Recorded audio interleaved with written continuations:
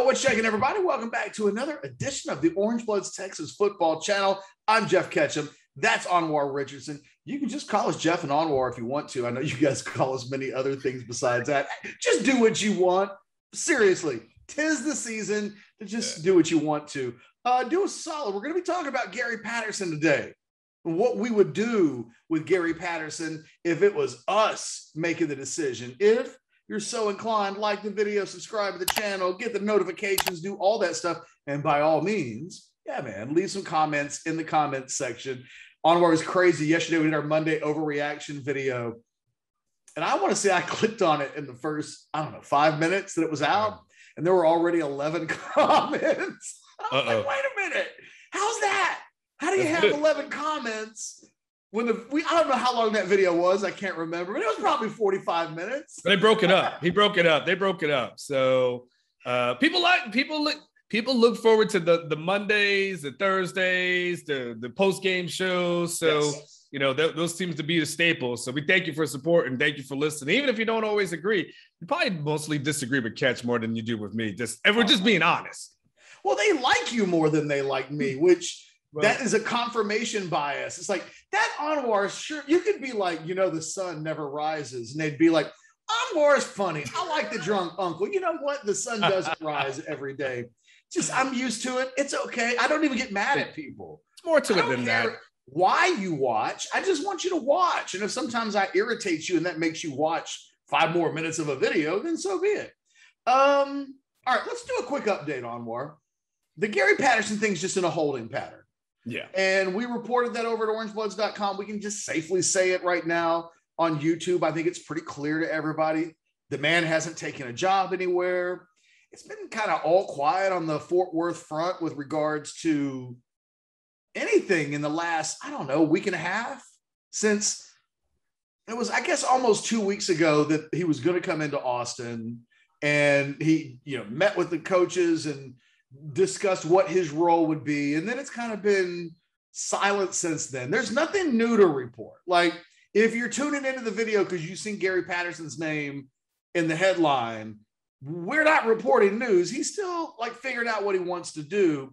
And I think there's a sense that he'll take this into January and make sure that, is there a head coaching job that might pop open? Is there another job that might tickle his fancy? The conversation continues on Orange Bloods and inside kind of the Texas universe about what would Gary Patterson do at Texas, hence the video. So, Anwar, I'm going to give you the floor first. You are Steve Sarkisian, and you have the capacity to put Gary Patterson in any role inside this program, coming off of a 5-7 year where the defense wasn't very good. Development of players has continued to be an issue. We got problems that Texas is looking to address this year. Mm-hmm. Where you putting GP? Well, first of all, I don't overreact. Okay, Ketch. And I think the easiest thing to do would be to overreact. And by the way, I'm multitasking as we do a couple of things. The easiest thing to do would be to overreact and say, make him into your DC, right? But I think when we start talking about Texas and the need for stability, this program doesn't need another coordinator at this moment. I think it would be asking too much, especially for a lot of these guys. Okay, let's go through the list. But we've had Todd Orlando recently. I mean, since I've been here, I was going to say, are we going to do it? Let's just do it since you've been here. So we had Vance Bedford. Then Vance got demoted at some point in his last year. Then it was Charlie. You can say they're one and the same, but it still was Charlie took over the defense. Charlie wouldn't tell you that it was one and the same. Charlie would tell you that it was 2. Sure. Okay. Then we go Todd Orlando. Yep. Right. So that's at 3. Then after Orlando, do we go Chris Ash? Go Chris Ash. So that's 4. And now we are Kwiatkowski, which would be 5. And that was 5 out of 8. Since out of 8 seasons, right? And if out you of do 8 another seasons one that you've covered football on the Texas Longhorns beat 5 times. Yes, there's been a coordinator change on the defensive side. We haven't even got to the offense, right? The offense scoffs at the defense like, ha! Yes, with your 5.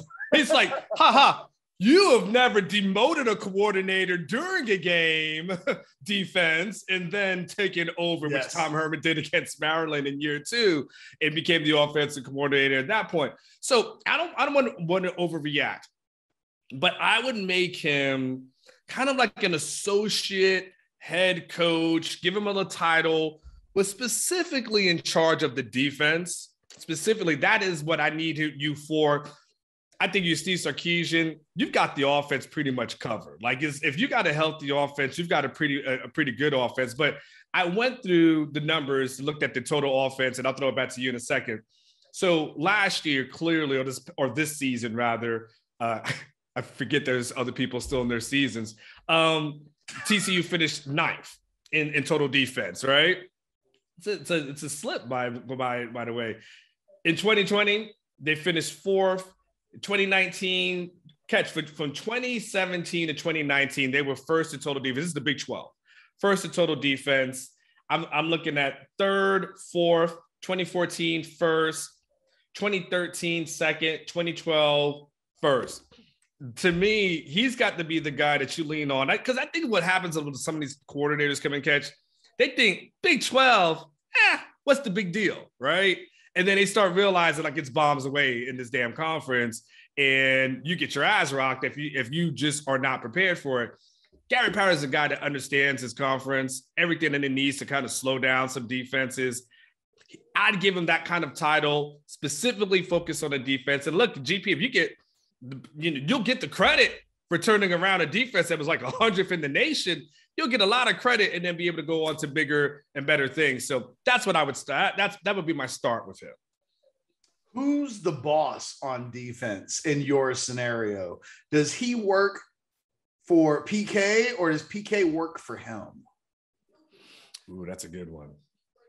I mean, for it to work, Gary Patterson has to have a lot of. Gary Patterson can't come here and be answering to PK.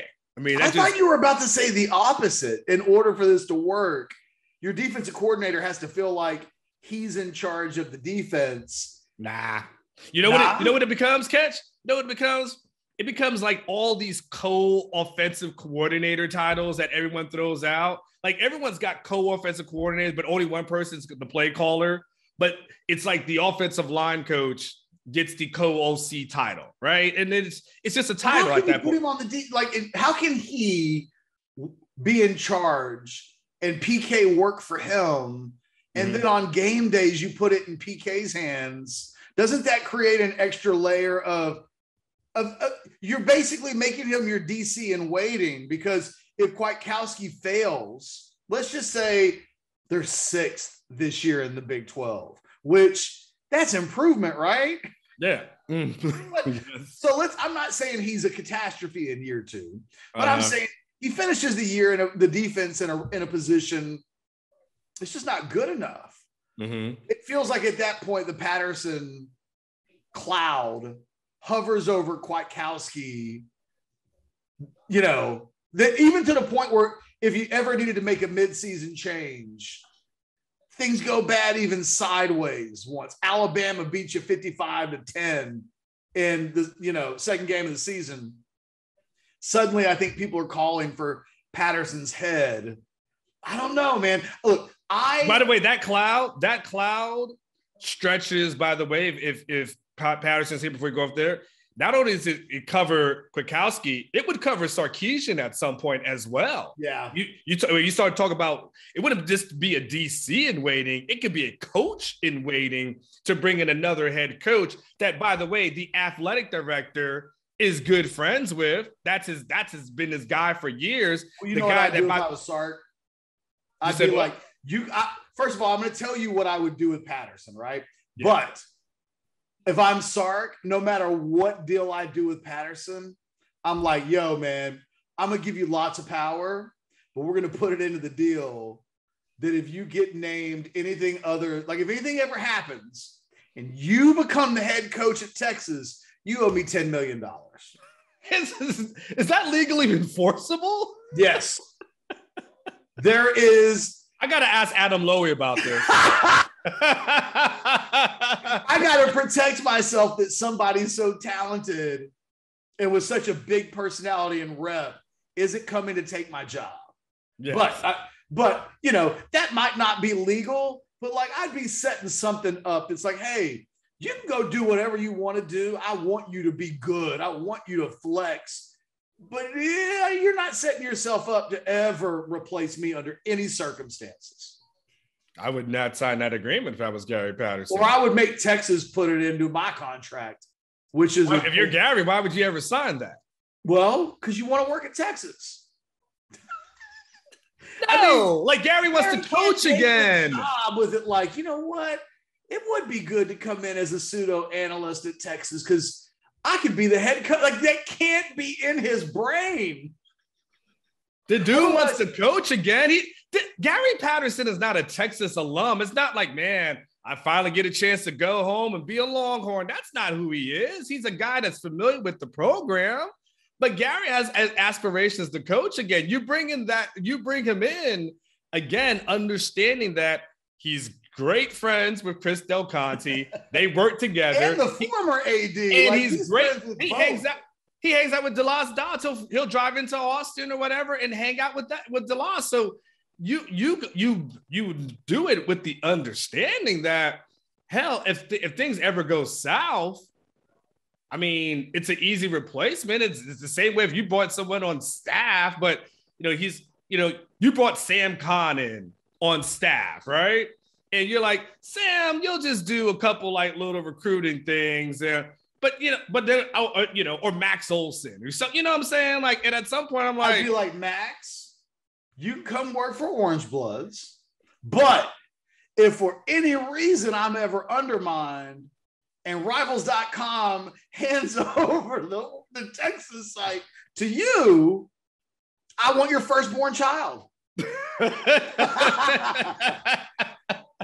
Okay, I think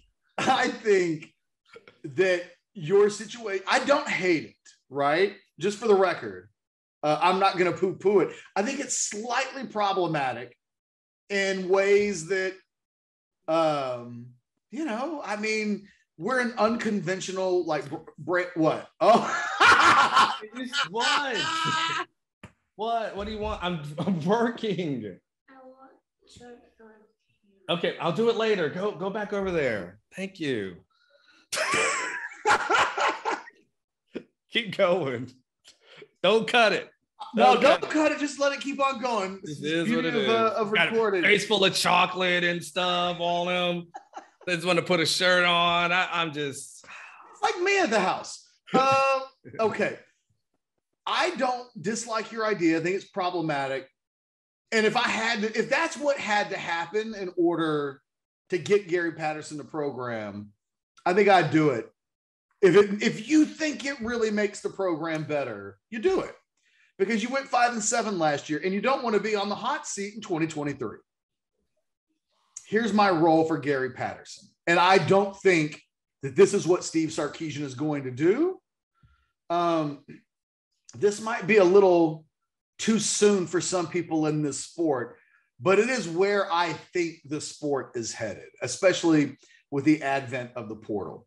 With all due respect to Billy Glasscock and the other guys inside the Texas football department that have titles, that are director of player personnel or whatever, you guys don't need to be in charge. No offense.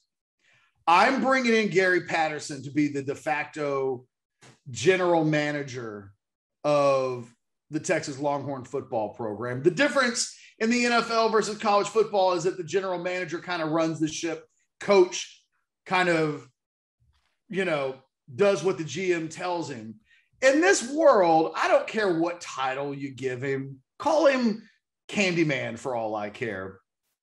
He's the number 2 guy in the program, period. So Sark is 1.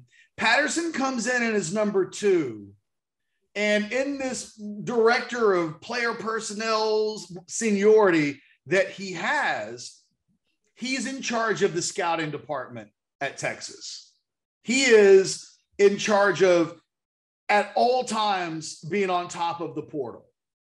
I don't think Texas is on top of the portal in ways that schools like Michigan State and Florida State are on kids in the portal. Perfect example.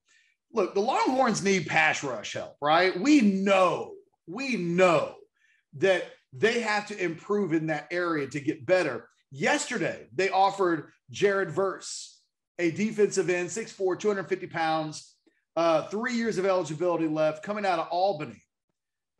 They offered him yesterday when schools like Florida State and Tennessee and Iowa and a host of others, I think Oklahoma's already offered as well, they offered 3 weeks ago.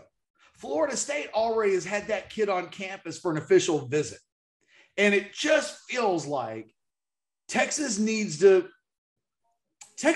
be the school that when they do things in the portal, everybody goes, oh, guess we need to check out who that guy is. And they're not that yet. Texas feels reactionary.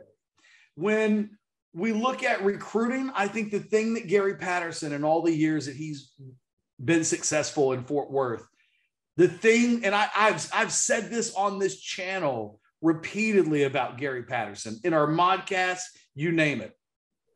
His eye for talent is the best I've ever seen in the state of Texas. Hands down. He has not been a guy that typically has been able to recruit 4- and 5-star guys. All those defenses that he built up and were number 1 or 2 or 3 or whatever in the Big 12 were almost always built on his shopping at the Island of Misfit Toys. Hey, I'll take your high school running back and I'm going to make him into a defensive end and turn him into a first-round draft pick. That's the kind of stuff that Gary Patterson does that's just different than everybody else. And he's never been able to do what he does best at a nationally elite level. I want him in charge of all scouting.